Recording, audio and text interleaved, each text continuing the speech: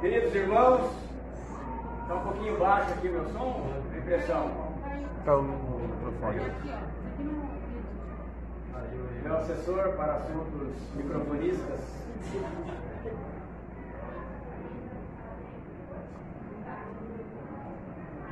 Ele está falando que é arte minha, gente. Não é dele, não. Alô. Irmãos, tá ligado agora? Nós temos falado, e hoje é o último domingo, sobre mordomia. Lembra disso? Estávamos durante todo o mês falando sobre mordomia. Som. Tava desligado, né? Assim não dá, né? Eu te falo, tem que ligar, né? Falamos sobre mordomia do tempo, o Tiago falou sobre mordomia nos relacionamentos. Assinar, alguém me ajuda que eu esqueci? Do corpo, muito bem, mordomia do corpo. Excelente pregação. Aliás, quem não ouviu alguma dessas pregações, eu recomendo fortemente que vá até o YouTube, né, IPI Mirassol, e assista. Nós temos contato com o apoio da Tainazinha aí, da Tainá, que tem selecionado, recortado as pregações e carinhosamente postado lá toda semana. Tá? Então é para você usar, é para você utilizar essas ferramentas. E para você também enviar para as pessoas que você ama e você conhece, que possam estar precisando dessa palavra. E hoje nós encerramos para falar da mordomia das finanças. Mordomia das finanças. Eu creio que é um dos assuntos mais difíceis de ser falado. Quando alguém vai falar sobre dízimo, parece que arrupia, né? Parece que arrupia todo o corpo aí, mente, alma, tudo fica assim, armado, preparado. E eu quero, em nome de Jesus, na mediação do Espírito Santo de Deus, trazer de forma muito graciosa, muito tranquila, assim como o dízimo é um mandamento bíblico, tudo que a gente tem falado aqui é mandamento bíblico e todos o mesmo peso, a mesma medida.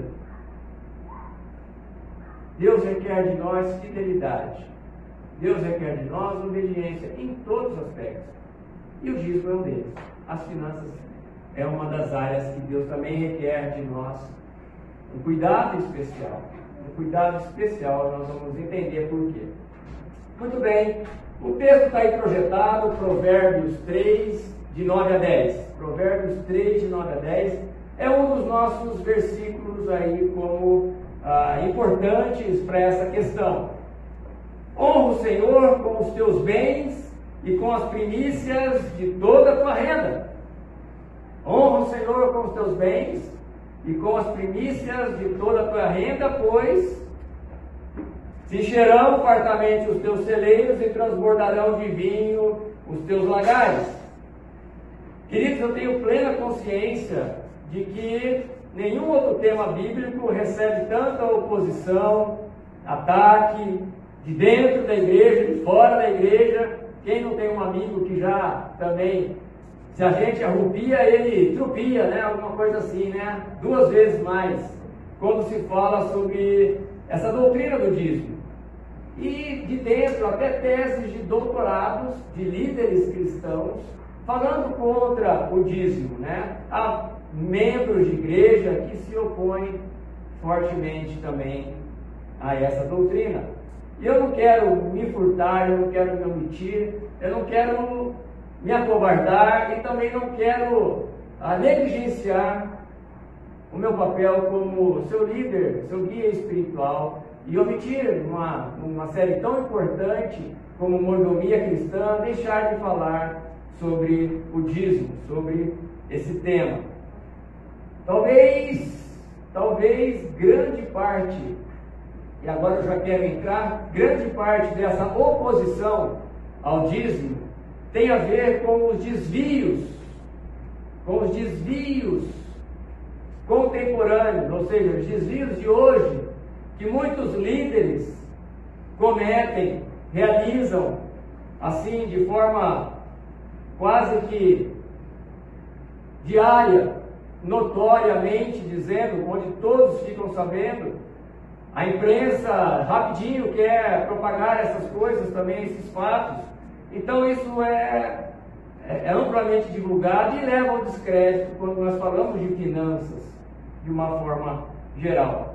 Então vamos levantar aqui alguns pontos, né, que trazem tanta oposição, alguns desvios que trazem tanta oposição e que são graves.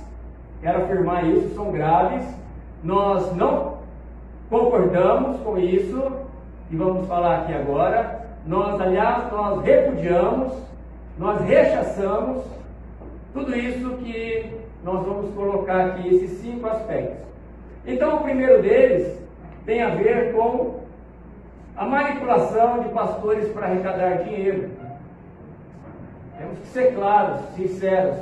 A manipulação de líderes espirituais na qual querem arrecadar dinheiro. O ensino bíblico sobre dízimo é simples, não é nada que precise de teologia para se entender, basta estudar, se atentar à palavra de Deus e que você vai entender. Não precisa torcer a natureza do texto, fazer aplicações heréticas, para pressionar ou seduzir as pessoas a contribuir. É só ler a Bíblia, é só expor as Escrituras e ela por si só é poderosa para falar. Ela por si só é poderosa para falar. Quando a gente tem o guia, o roteiro, aonde estudar, a Bíblia fala, o Espírito Santo fala através da sua palavra. E eu falo disso com muita tristeza, essa manipulação de pastores, porque certa vez o pastor estava pregando lá em Gênesis 22, na qual Abraão, vocês se lembram? Abraão estava levando o seu filho lá para o Monte Moriá para sacrificar Isaac. E até então, na exposição, esse pregador estava sendo muito sincero, ou seja, estava relatando o registro bíblico corretamente. Mas de repente, na sua aplicação, ele começou a colocar, da mesma forma que Abraão sacrificou o seu Isaac, sacrificou o seu filho Isaac, levou para o sacrifício, você precisa sacrificar o seu Isaac. E ele continuou: se você tem um carro, venda o seu carro e leve o dinheiro para a igreja. Esse é seu Isaac. Se você tem um apartamento, venda o seu apartamento e leve o dinheiro para a igreja, se esse é seu Isaac. Se você tem uma poupança, transfira para a igreja, porque esse é o seu Isaac. Então o problema não está na palavra de Deus, mas sim na aplicação do texto bíblico. Aí eu percebi que esse pregador estava usando o texto como um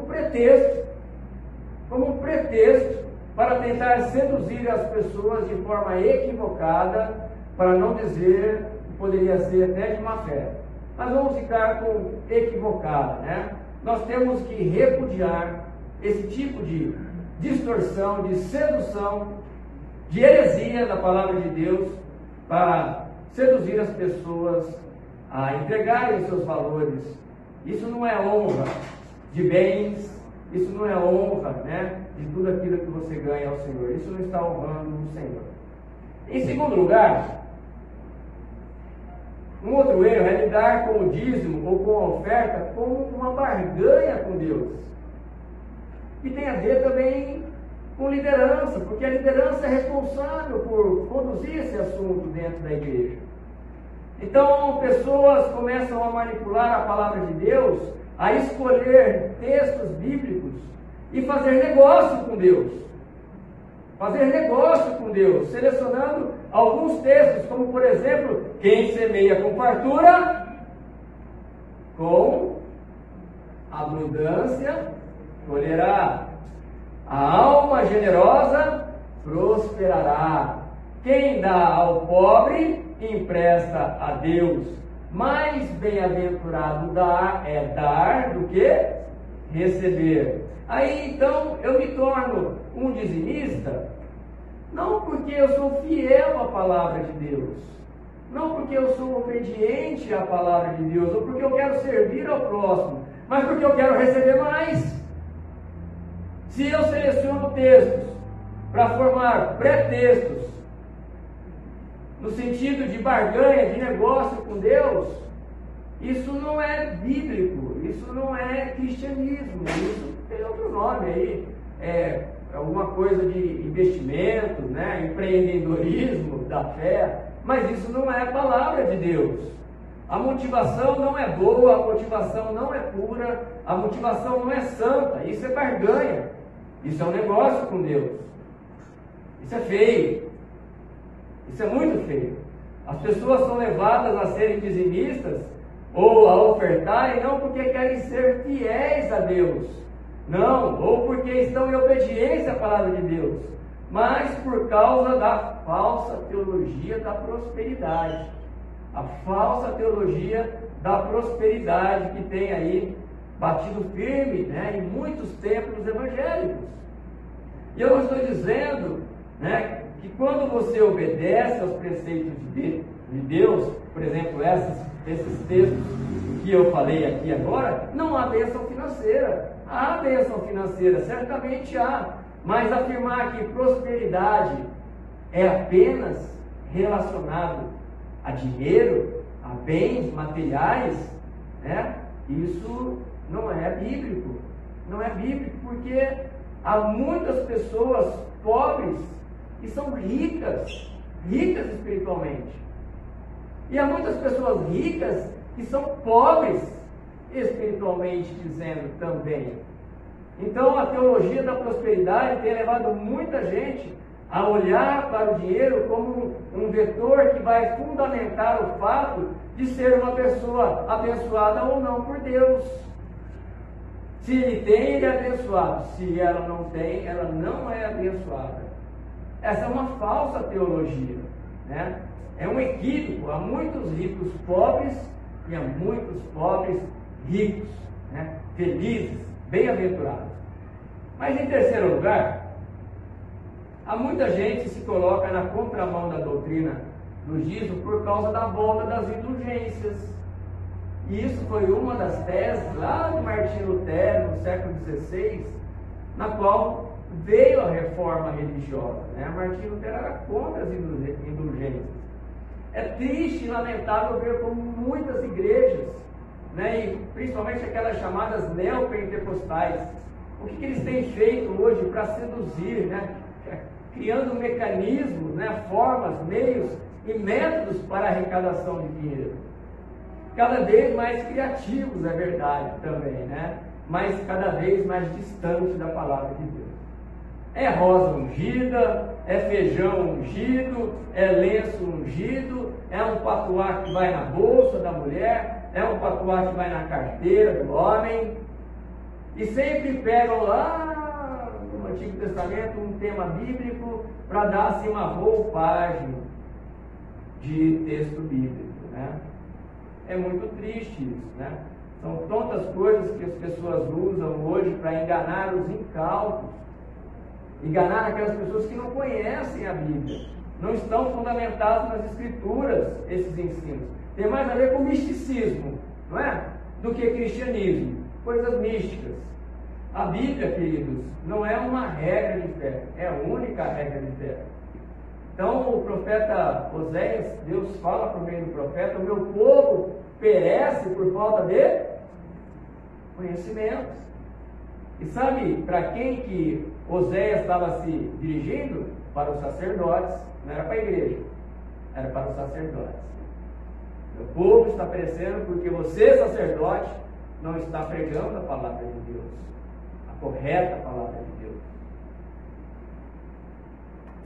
Queridos, a graça de Deus, ela é livre, ela é soberana, né? Ela é de graça e ela não pode ser paga com dinheiro algum desse mundo. Não pode. Mas ainda há um outro desvio, né? Na qual muitos líderes transformam a igreja no quê? Numa empresa. Transformam a igreja numa empresa. Os bens que são adquiridos não são em nome da denominação, não são em nome da instituição, são em nome Da pessoa. Da pessoa. E aí, de repente, essa igreja, né, ela vai se tornando uma mega empresa. Essa igreja vai se tornando uma grande empresa. E esse líder vai se tornando um milionário, vai se tornando um mega empresário da fé. Um mega empresário da fé. E essas coisas vão gerando escândalos. Escândalos para o Evangelho de Jesus Cristo. Vão gerando resistência, críticas, e com razão. Não podemos deixar de dar razão. Quando alguém vem falar, não adianta, tem razão. O que ouve, aí o que se propaga na televisão, o que a gente ouve, as pessoas têm razão. É errado. Nós não podemos fazer do Evangelho um produto. Não podemos fazer do Evangelho um produto, como também não podemos fazer do púlpito um balcão de negócios. Nós não podemos fazer dos nossos templos praça de negócios. Não podemos fazer dos crentes consumidores. Isso é muito sério. Essa prática desvirtua e gera resistência ao dízimo. Fora e dentro também. Fora e aqui dentro também, nas igrejas. Olha. Último desvio. Também há muita gente que se coloca contra o dízimo hoje, porque há líderes que exploram os seus liderados, né? E enquanto vivem na ostentação, e vivem em ostentação. Quantas pessoas que vivem de forma precária, né? Pessoas que são fiéis nos dízimos e nas ofertas, vivem com dificuldade, ralam dia e noite para trabalhar, para levar o seu dízimo de forma fiel à casa do tesouro, enquanto líderes estão vivendo de forma, que nem diz hoje, em ostentação, estão ostentando riqueza, ostentando propriedades vultosas, e todo esse luxo, né? Tantas vezes, e tantos fiéis passando por privações, e esses mega empresários ostentando uma vida de luxo. E com certeza isso leva também muita gente a se opor frontalmente à doutrina dos dízimos e também das ofertas.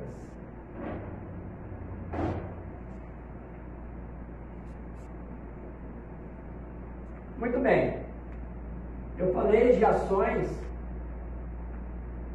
de líderes, né? Muitos líderes.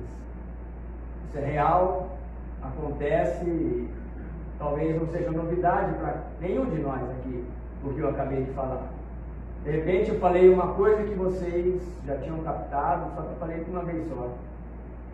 Mas agora eu quero falar aqui dentro, nós, meu coração, minha mente.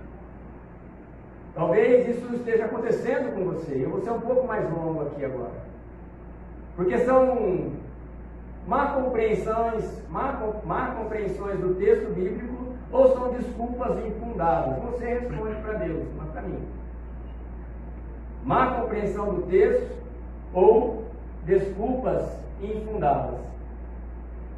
E a primeira é muito boa, e tem a ver mais com má compreensão do texto.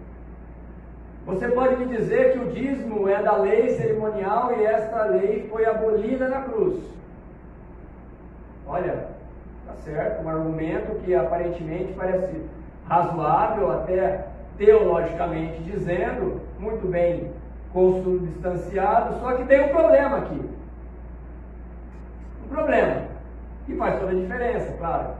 Aqueles que tentam vincular o dízimo à lei espiritual cometem um grave erro de interpretação. Talvez eu comecei com esse intencionalmente, porque seja o que mais pega no nosso meio, nas igrejas. As pessoas que têm resistência a dizimar e ofertar, porque vinculam isso. Eu quero esclarecer porque é um grave erro de interpretação. Primeiro, porque a prática do dízimo precede a lei, é antes da lei. Antes da lei. A lei foi dada por Moisés e Abraão pagou o dízimo a Melquisedeque 400 anos antes de Cristo. ou melhor, antes da lei. Vou repetir, Abraão pagou o dízimo ao sacerdote Melquisedeque 400 anos antes de Moisés receber a lei de Cristo lá no Sinai. E em Gênesis 28, Jacó, o neto de Abraão, também fala, Gênesis 28, 22, de tudo que tu me concederes, te darei o dízimo. Segunda vez que fala sobre dízimo. E como que Jacó falou dízimo? Abraão era avô de Jacó. Com certeza o seu pai Isaac, filho de Abraão, já era dizimista e ensinou seu filho a ser dizimista também, antes da lei. Logo, dizer que o dízimo está atrelado à lei cerimonial, apenas à lei cerimonial, não é um argumento sólido, consistente, à luz das Escrituras. Aliás, a prática do dízimo, irmãos, não está só na lei. A prática do dízimo está na lei, nos livros proféticos, nos livros poéticos. A prática do dízimo está nos evangelhos. A prática do dízimo está nas cartas, nas epístolas também. Enfim, está em toda a Bíblia, está em toda a palavra de Deus. Mas vamos falar um pouquinho mais para a igreja conhecer sobre isso. É importante ressaltar que a ordem levítica cessou. É verdade isso, gente. Foi o que eu comecei falando, realmente tinha a ver alguma coisa assim, mas nem tanto. Mas a ordem levítica cessou. E vocês se lembram que os levitas, eles não receberam a doação de terras. Eles foram incumbidos de cuidar do templo. As diversas funções e todas as demais tribos tinham que levar os dízimos. Eles se alimentavam, eles sobreviviam do dízimo das outras 11 tribos. Não é mesmo? Mas quando Abraão, o pai da fé, o nosso pai na fé, pagou o dízimo a Melquisedeque, uma outra ordem superior à ordem levítica, e Jesus, o que nos diz o livro de Hebreus? Jesus é o sumo sacerdote de que ordem? Levítica? Jesus é o sumo sacerdote da ordem de Melquisedeque. E é importante entender que Abraão pagou o dízimo a Melquisedeque, e ele é o pai da fé, e nós, filhos de Abraão, pagamos o dízimo àquele que é da ordem sumo sacerdote da ordem de Melquisedeque, a saber, Jesus. Então, Abraão pagou o dízimo a Melquisedeque, e desta forma é da mais alta importância você e eu entendermos que o dízimo é, portanto, contemporâneo para os dias atuais. Não encerrou, permanece, perdura para sempre, porque Cristo é sacerdote, é o nosso sumo sacerdote da ordem de Melquisedeque, e nós, filhos na fé de Abraão. Está claro até aqui sobre isso? Amém? Amém. Vamos ver um outro entendimento também, talvez errôneo, ou má compreensão, ou talvez desculpa também, né? Vale destacar que muita gente usa esse versículo, e está aí, Mateus 23, 23, veja o que eu falei, o dízimo está nos evangelhos, né? O texto fala assim, que vou pegar aqui a nossa ajuda, né?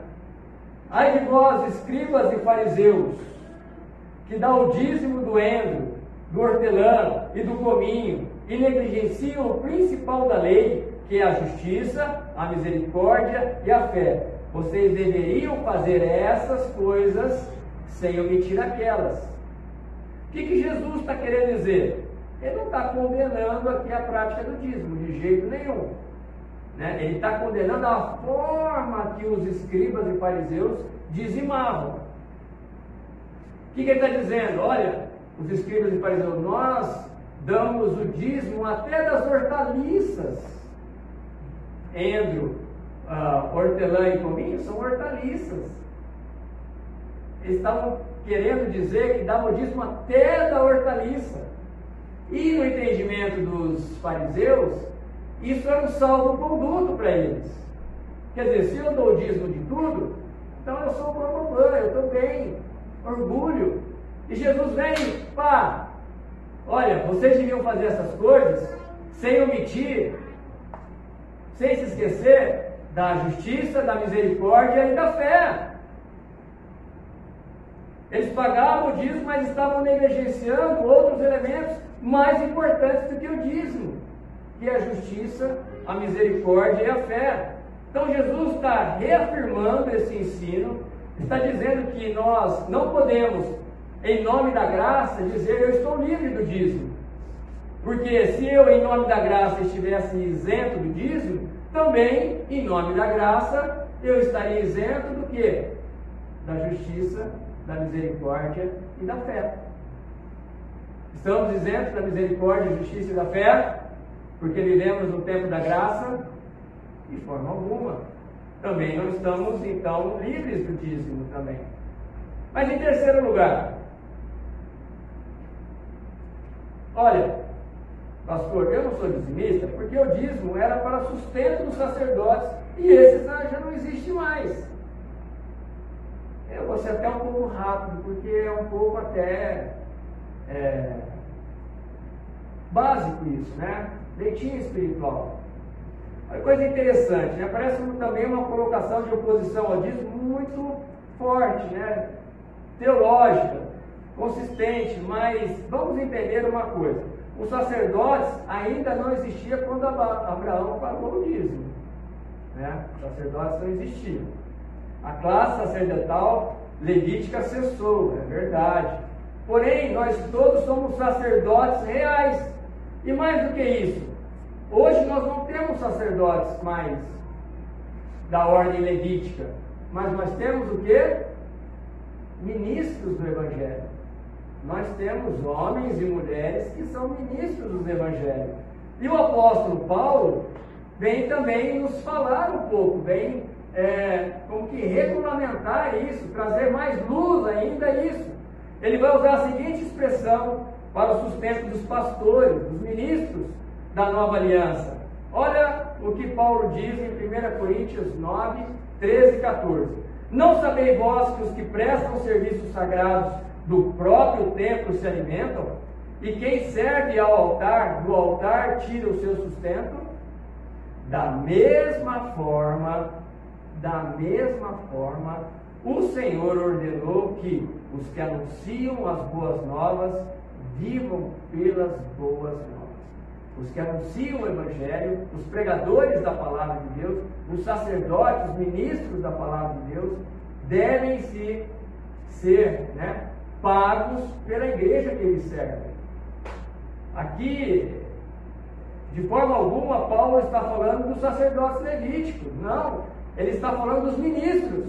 Assim ordenou também o Senhor aos que pregam o Evangelho, que vivam do Evangelho. Então Paulo está fazendo uma transição dos sacerdotes levíticos para os ministros do Evangelho atuais.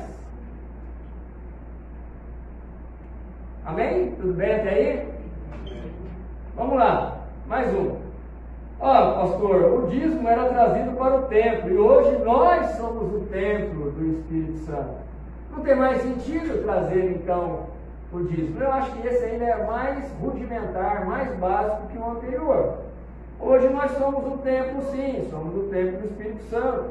Deus não habita em templos feitos por homens. Mas nós frequentamos o quê? Templos, não é? Você está aqui no templo, você tem um ar-condicionado, você tem, se não é o top das galáxias aí, o seu assento, é um assento almofadado, confortável, né? Relativamente o prédio alugado está em boas condições, aparente, pintamos, reformamos recentemente. Nós nos abrigamos aqui do sol, da chuva, do calor, não é isso? Então nós precisamos do templo, e tudo isso custa o quê? Coração? Custa dinheiro, claro, exige investimento financeiro, E Deus já providenciou a forma, que é o dízimo. Que é o dízimo, não só para sustento, mas para que a igreja avance. E vocês todos sabem do nosso sonho, que é ter um novo templo. E que nós precisamos do dízimo e das ofertas, para que isso se viabilize. Tá bom? Então, importa se o templo é próprio ou alugado, o fato é que nós precisamos de recurso. Então esse argumento também não é válido, tá? Desculpa, isso é desculpa. Outros ainda dizem, pastor, eu sou contra o dízimo. Eu não entrego meu dízimo porque lá no livro de Malaquias diz que quem não é dizimista está roubando de Deus, tá certo? Está debaixo de maldição. E Jesus já levou nossa maldição na cruz. Portanto, isso não se aplica mais à igreja dos nossos dias. E agora, hein? Peguei, pastor. Será que pegou? Tem que pegar a Bíblia, né? Tem que pegar o pastor. Tem que pegar a Bíblia e ler e interpretar. Muito bem, é verdade. Está lá em Gálatas, né? Jesus Cristo se fez maldição na cruz. Mas isso não significa que quando eu transgrido um mandamento de lei não haja consequências. Tudo bem, não há maldição mais para quem está em Cristo Jesus. Mas há consequências, como alguém negligencia o dízimo, como alguém é infiel, como alguém é maledicente, como alguém mente. Negligenciar o dízimo é roubar os dízimos e oferta. É uma quebra também de um princípio bíblico, né? Portanto, né, sofre as consequências pela desobediência, como também sofre as consequências pela obediência à palavra de Deus. Então preste bem atenção que a obediência gera bênção e a desobediência gera as consequências devidas. Então quando eu retenho o dízimo, eu estou pecando contra o meu Deus, com respeito à fidelidade, com respeito ao sustento da sua obra, com respeito à pregação do Evangelho, aqui, por meio de vocês, a nossa obra missionária que nós fazemos também.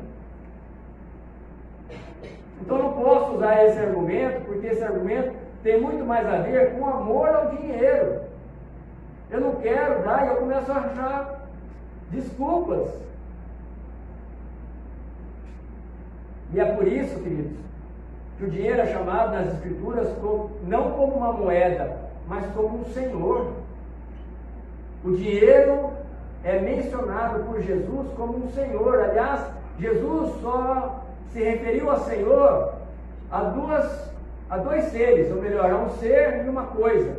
A Deus, ele se referiu a Senhor como Deus, a Deus como Senhor, e se referiu também às riquezas, ao dinheiro, como Mamon, como um Senhor. Ele nunca se referiu ao diabo como um Senhor.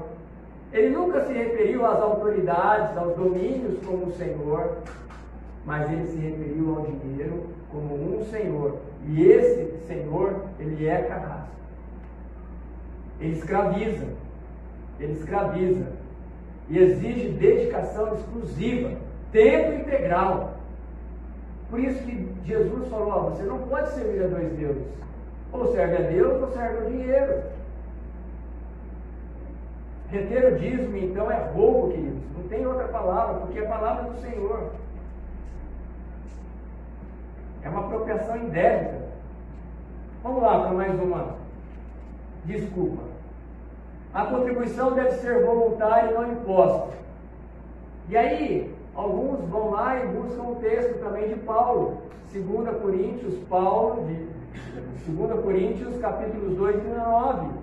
Quando para justificar que cada um contribui segundo tiver proposto no seu coração.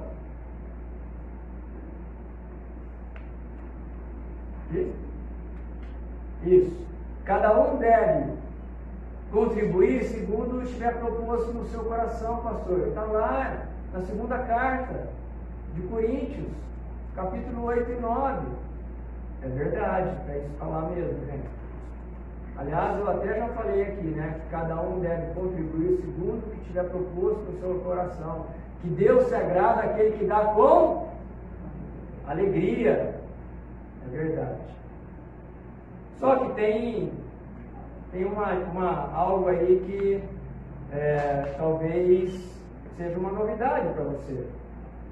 Em primeiro lugar, usa um argumento falso. Um argumento falso.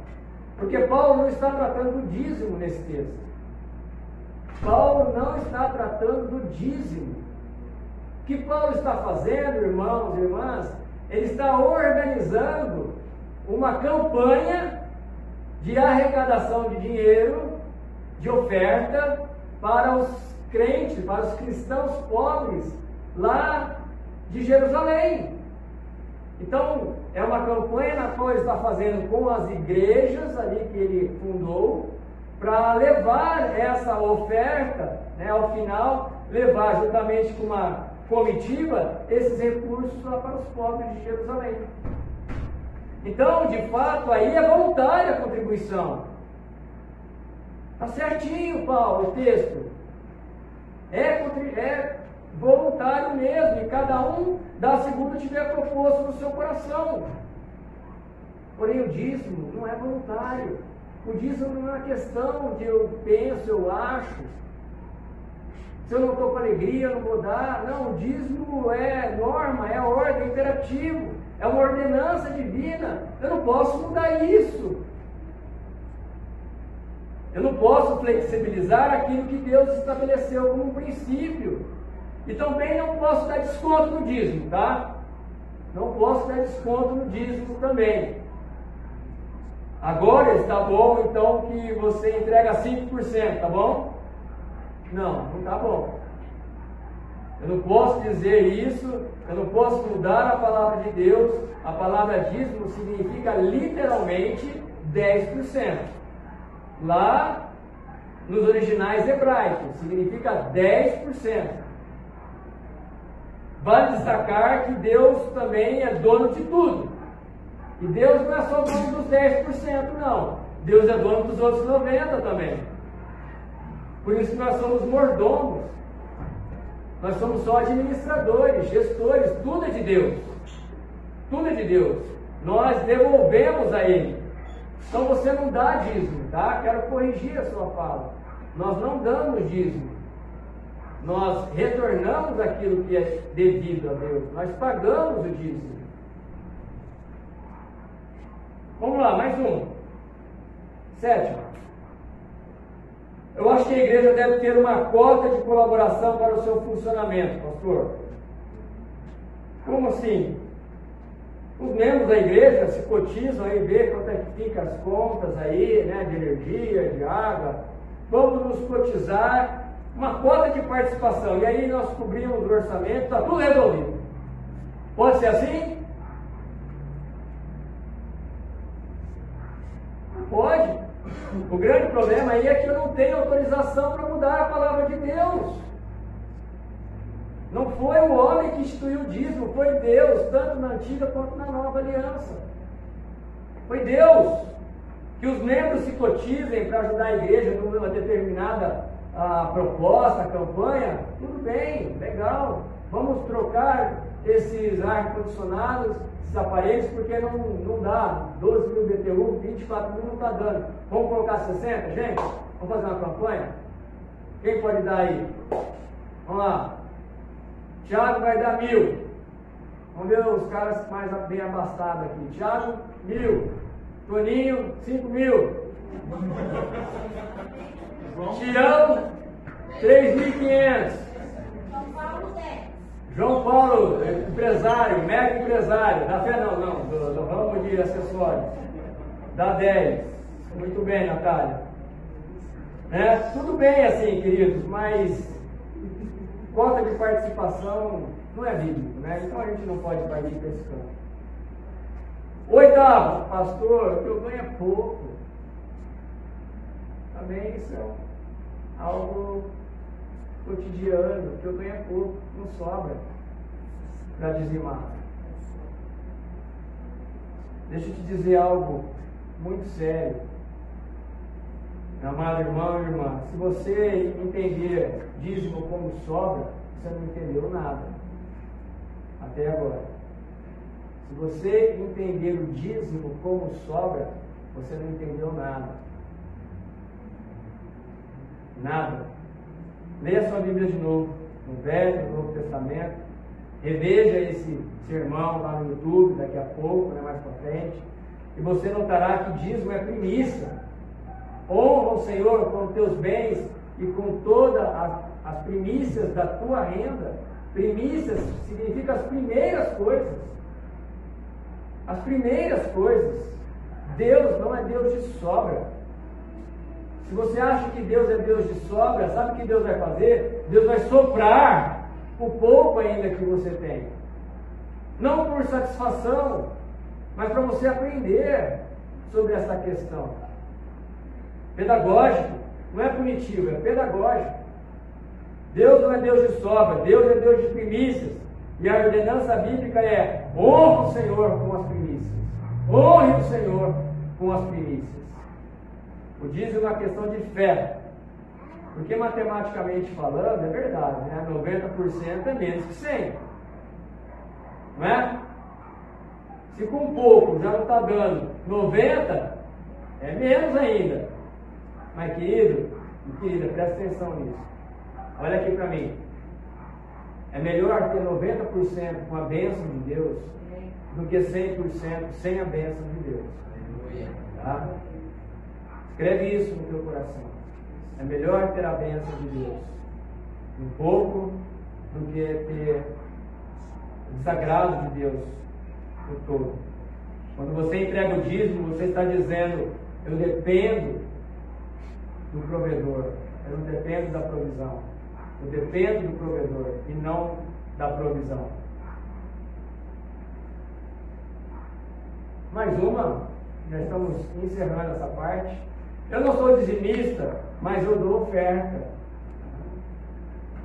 Que bonitinho, que bonitinha. Parece um argumento bacana esse, né? Eu não sou dizimista, pastor, mas eu dou oferta. Deixa eu dizer algo para você: ser ofertante é necessário, porque a Bíblia lá em Malaquias fala dízimos e ofertas.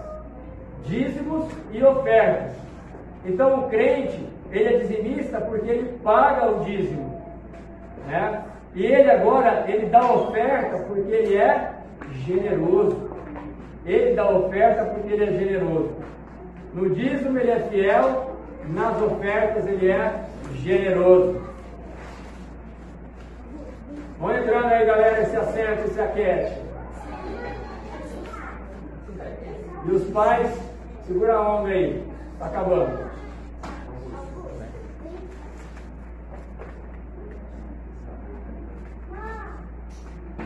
Irmãos, nenhuma pessoa está desobrigada de obedecer ao princípio do dízimo, porque dá oferta. Primeiro você paga a dívida, depois você dá presente, tá? Primeiro você paga a sua dívida, depois você dá presente. E o último aí, eu não posso fazer um consórcio, uma divisão do meu dízimo. Meu dízimo é bom, graças a Deus, né? Esse é o seu pensamento aí. Então eu vou fazer o seguinte: eu vou dar 5% para a igreja, 1% eu vou separar para aquela família lá da igreja que está em dificuldades, 1% eu vou comprar em cesta básica, 3% eu vou mandar para os missionários. Tá certo isso? Eu estou sentindo isso, pastor. Fazer o quê? A igreja está bem, está com os cofres bem aí, a conta está boa. Vou dizer uma coisa, querido. A Bíblia não está fundamentada naquilo que você sente, nem que eu sinto. A Bíblia está fundamentada na palavra de Deus. Então, se você sentiu isso, você sentiu errado. Você está sentindo errado. Tá? Não é questão de sentir, é questão de eu vou fazer isso ou aquilo. Não, obedeça a palavra de Deus. A Bíblia é questão de obediência, nunca de sentir. Não é meu sentimento que é a regra de fé e prática. mas é a palavra de Deus que é a regra de fé e prática. Rapidamente, 4 pecados graves em relação a deixar de dizimar. Em primeiro lugar, administrar o dízimo. Eu vou administrar o meu dízimo. Não, eu levo à casa do tesouro, eu entrego para as pessoas, para as autoridades competentes que administram. No caso, o conselho dessa igreja, no caso, a nossa tesoureira, Luciana, nós somos as pessoas competentes. E eu te dou total liberdade, se você achar que alguma coisa não está correta, venha nos procurar e falar: pastor, será que está administrando bem nessa área de dízimo? Nós temos obrigação moral, espiritual, de dar um retorno para você, de esclarecer para você. Tá? Porque não compete a você administrar o seu dízimo, não compete a mim. A nós compete pagar o dízimo, levar os dízimos e ofertas à casa do Senhor. Um outro erro, talvez eu já tenha falado também, é reter o dízimo, né? Lá em Malaquias houve uma denúncia: em que me roubais?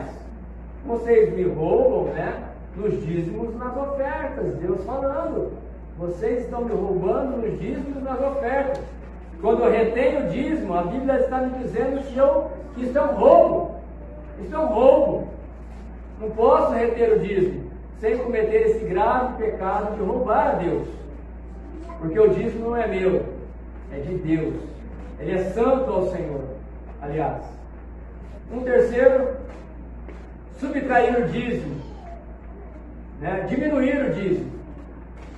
Talvez você, como eu, tenha algumas fontes de dívida, algumas fontes de receita. Deixa eu dizer como que eu faço.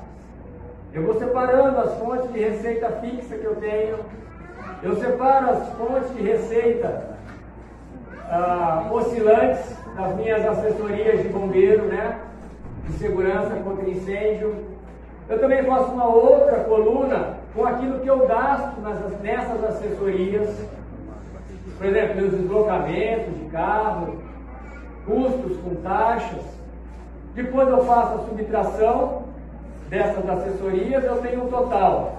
O total das minhas fontes fixas, mais o total dessas fontes que não são fixas, eu tiro 10%, é o meu dízimo.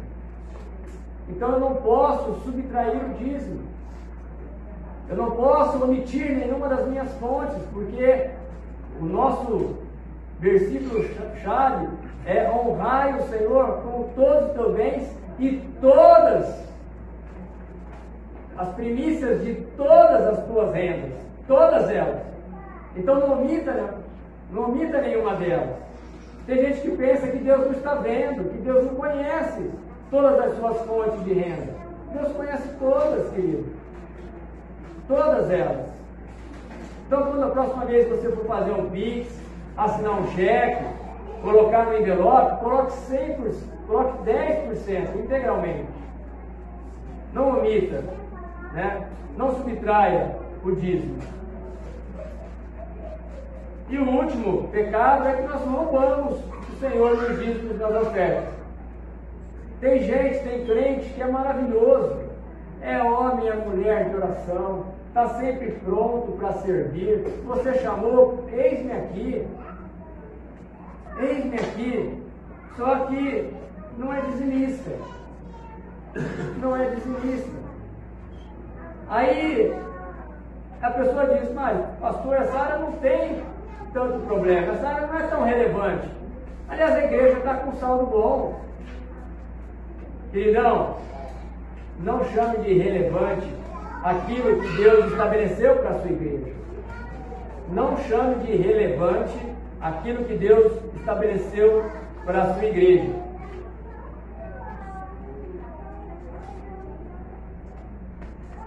Vamos ver um pouco das promessas?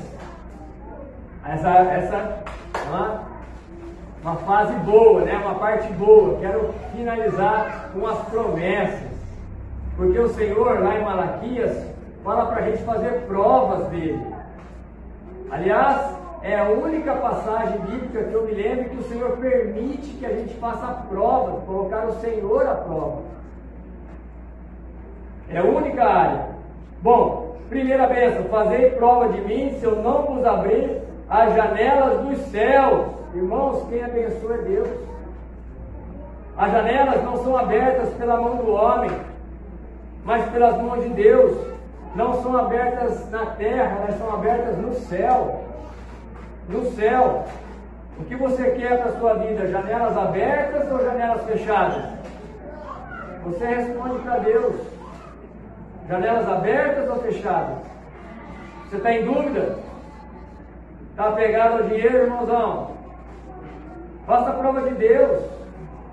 Deus não está interessado no seu dinheiro, porque Deus é o dono do ouro e da prata.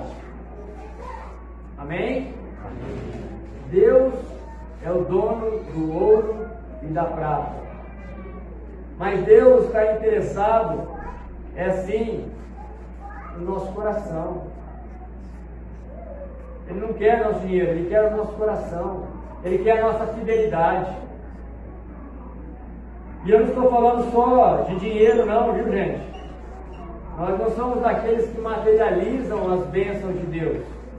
Presta atenção nisso. Nós não somos daqueles que veem dinheiro só.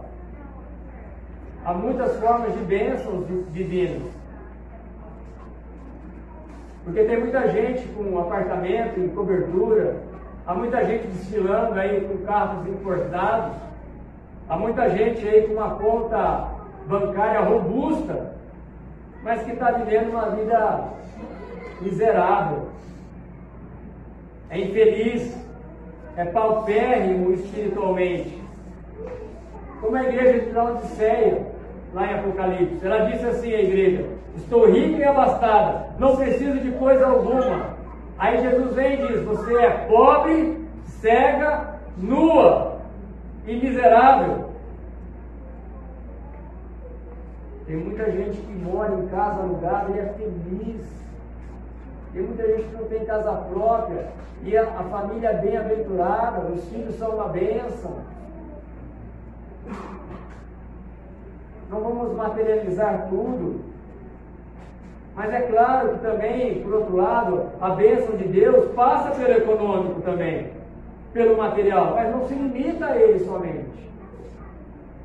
E a terceira bênção, no versículo 11, diz que Deus repreende o devorador. Por vossa causa repreenderei o devorador, para que não vos consuma o fruto da terra.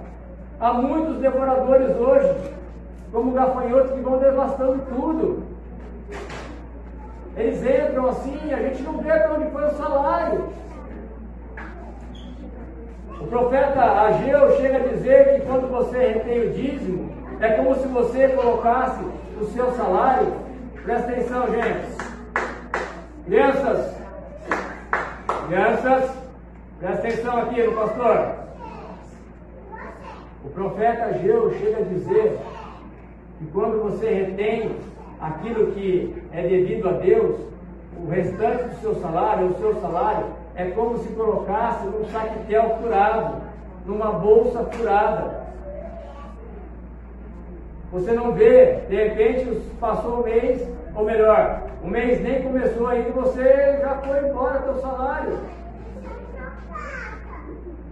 Então, se você quer a bênção de Deus, se você quer que os gafanhotos sejam repreendidos na sua vida, na sua casa, na sua família, seja fiel a Deus em tudo. Em tudo. Mas finalmente,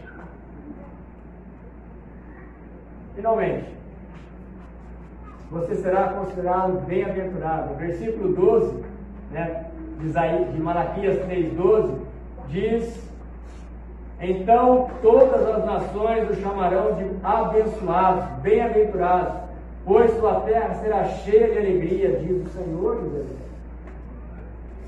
As pessoas, seus vizinhos, seus parentes, vão chamá-los e vão vê-los como pessoas bem-aventuradas no meio da família. As pessoas vão notar isso. Mas isso passa pela bênção de ser um dizimista e um ofertante fiel. Eu concluo dizendo, queridos, Deus quer de você e de mim fidelidade. Deus quer de mim e de você fidelidade, obediência, não só nesse assunto, mas em todos os assuntos bíblicos. Eu abri falando sobre isso e fecho falando sobre isso.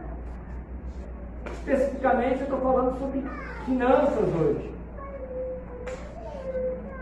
Deus quer o seu coração.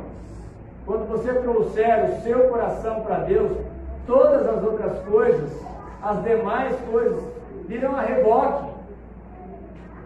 E a ordem de Deus é: filho meu, filha minha, me dá o teu coração, me dá o teu coração.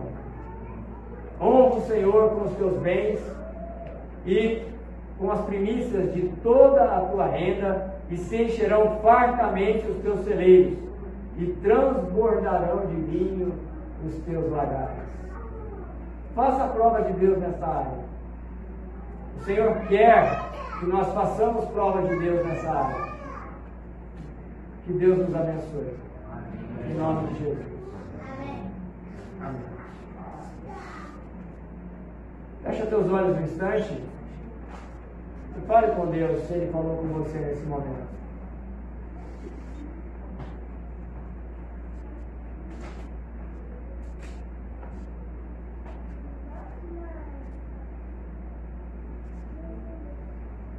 Espírito Santo de Deus,